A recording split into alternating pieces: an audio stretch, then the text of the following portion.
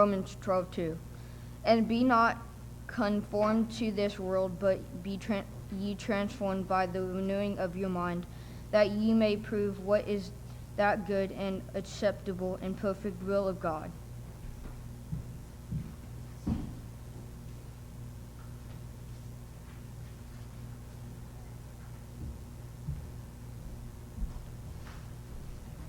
Good morning.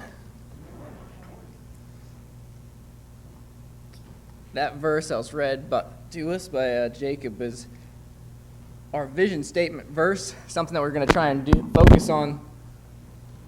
focus on this year, on being transformed. And I'm really excited about it because that's something that we all need to be doing as Christians to become more faithful Christians. But it's a lot easier when you have a family that is focused on being transformed and working together to accomplish that purpose. We all want to be better. We all want to do that, and we're going to try and develop some lessons and some classes and focus on how we can do that exactly instead of just saying that phrase there. We're going to be transformed. How are we going to do that? What's the process there? We're going to develop that a little bit more. Today we are going in a completely different direction than Romans chapter 12, but we are going to begin with this as a launching point here. So in Romans chapter 12, verse 2, it says, be transformed by the renewing of your mind. The word transform there being metamorpho, that means to be changed in the Greek. It's where we get that word metamorphosis. It's not just a haircut, it's something new entirely. It's the process of extreme change, and we even see that in the animal kingdom. I've always loved animals growing up. I've always been kind of a nerd and reading a lot of animal encyclopedias and things. And there are a lot of insects that undergo this process, but you also have the legless tadpole that turns into a leaping frog. If you've ever had a jar full of tadpoles, you can stare at those things all day long. I had a container of what were called sea monkeys. I don't know if you know what those are.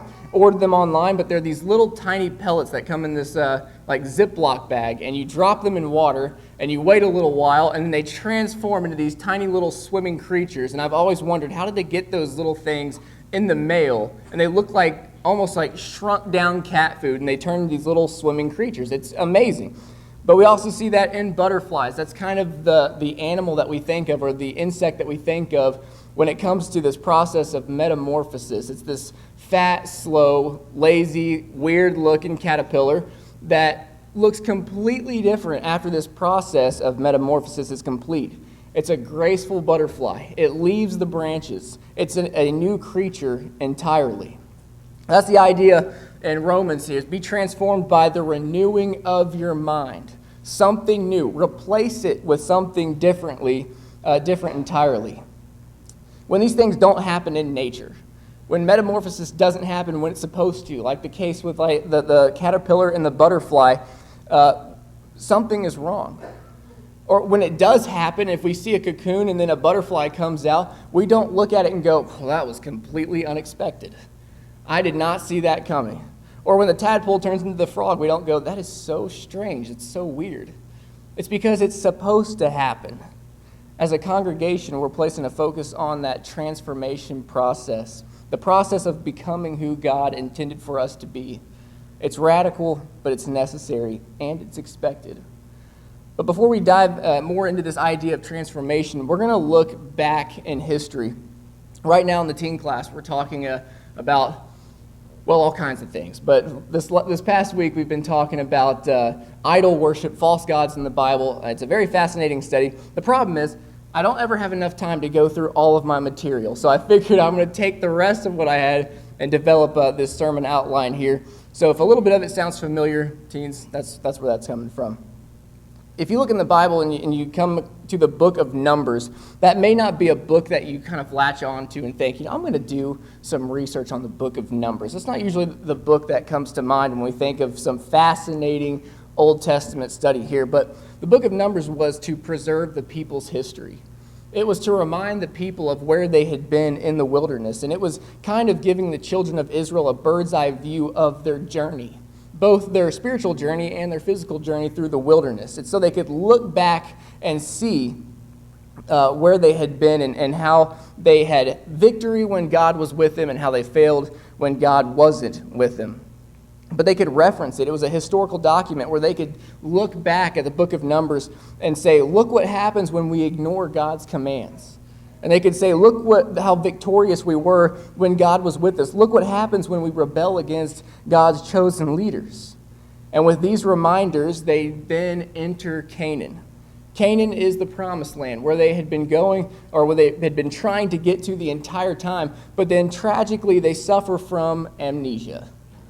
If you look in Numbers 33 in verse 52, it says, drive out all the inhabitants of the land, destroy all the carved images, demolish their places of worship. Now, you put that is their checklist. Those are the three things the Israelites were supposed to do. Drive out the inhabitants of the land? Nope, didn't do it. Destroy all the carved images? Nope, they didn't do it. Demolish their high places? They didn't do it. And because of that, they suffer the consequences. Exodus 20 and verse 3, there's the giving of the law. And the first command that God places in stone is, thou shalt have no other gods before me. Why is that the number one divine command? Why is that? I mean, who here in this building really struggles with the temptation to build a golden cow right now? I mean, on a weekly basis, that's just something that really pulls you away from God. Or does anyone here feel seduced by other countries' gods? It doesn't seem like a problem that we really have today, but I want to take a look at the gods that we made and how it happened. You know, at one point, which is amazing to me to think about, at one point, all of the world knew God. After God created the world and after we began to be fruitful and multiply, I don't know how many generations went by, but everybody on earth knew who the Creator was, the true Creator was. There was no denying the existence of God, but somewhere along the line, at one point, more gods showed up. The God changed names, and as time went on, the way that we worship that God or approach that God changed entirely. I want to know who that guy's name was, or whoever it was, that somewhere down the line decided to break that mold and think, you know what? I don't believe that the God of heaven is the God that we need to be worshiping. Because how do you explain fill in the blank? And maybe that's how that sort of developed there. But we don't have it. You know, we don't have any physical statues or idols today. And usually the application that we take away from this is that there are other things that take those idols places, right? It's things like money, and it's things like temptation. That is now our idols. And that's what we'll say. But I think there are more application that we can pull out of this idea here of false gods and idolatry. So the very first false god was self. Before we kind of go back and do a very brief history of polytheism, or the belief in multiple gods, I want to just kind of establish a timeline here, because when you look at some secular scholars or some maybe even history books, when they talk about religion, they'll say that these things occurred, or that people were worshiping this certain god maybe 40,000, 80,000 years ago. Well, that doesn't really line up with the biblical narrative. Because when you look from Genesis to Jesus, it's about 5,200 years, give or take.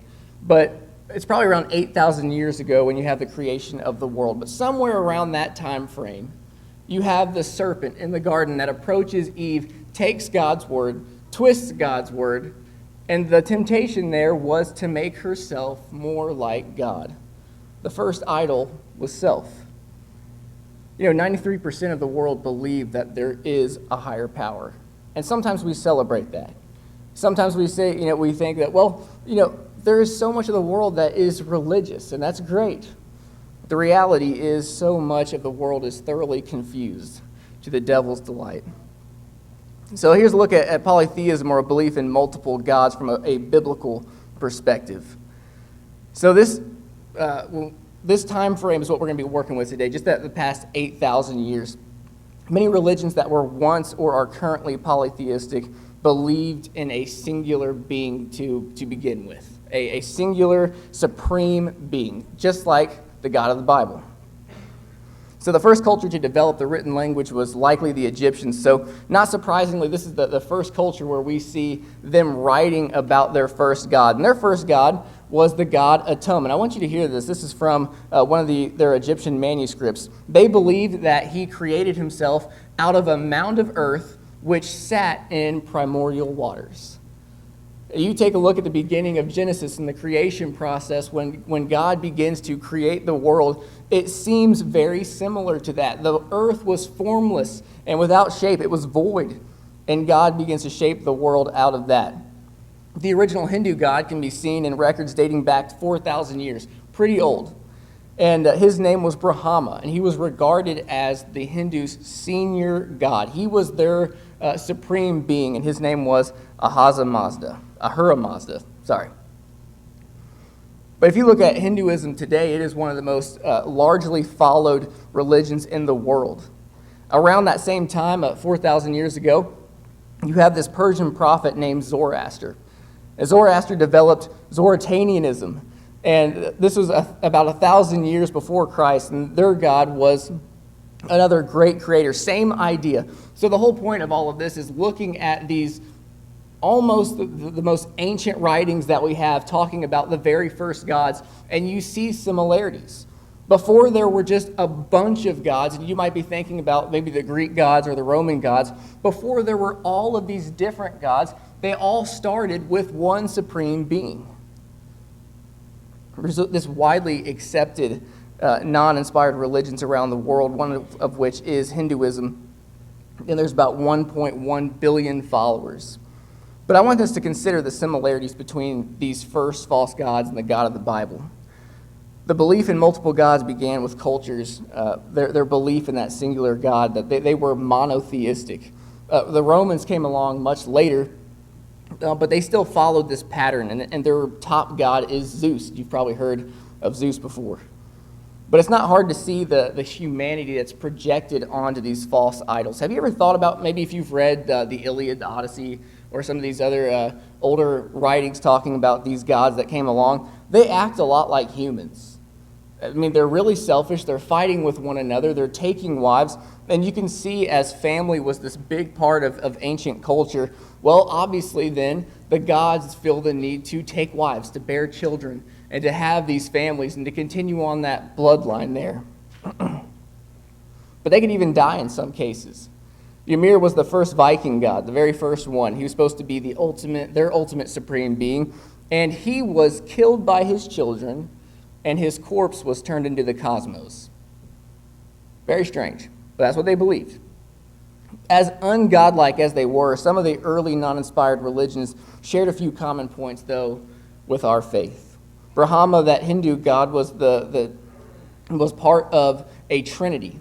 The Hindus originally believed in just 3 gods, and Brahma being part of that trinity.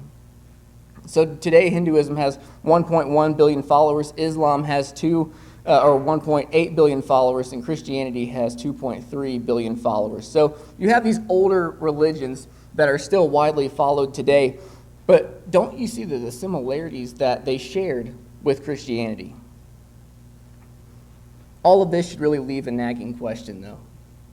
What convinced us to follow these false gods in the first place? Have you ever wondered that? When you've read about maybe these different gods in the Bible, like Molech, Dagon, the Baals, the Ashtoreth, when you see these names that show up in our Old Testament and some of even in the New Testament, you think, why would someone follow just a graven image, a rock or a piece of wood? And I've always thought about the guy that's sitting there maybe in one of these worship services who knows good and well he's the one that carved that graven image. And he's sitting there having to go along with this, whatever they're doing to worship this God, and thinking, I made that. I carved that. And maybe we have this vision in our minds of how all of this started. There's this guy sitting on a log, and he's in the middle of the woods, and he carves this idol, and it's like a little keychain, and he goes, this is our God. And he walks back into his villages and starts preaching the gospel of his God and says, look, here he is. Let's all worship him. And that's at least how I kind of pictured it, and say, what does it take to make someone look at a stone image or a wooden image and worship it?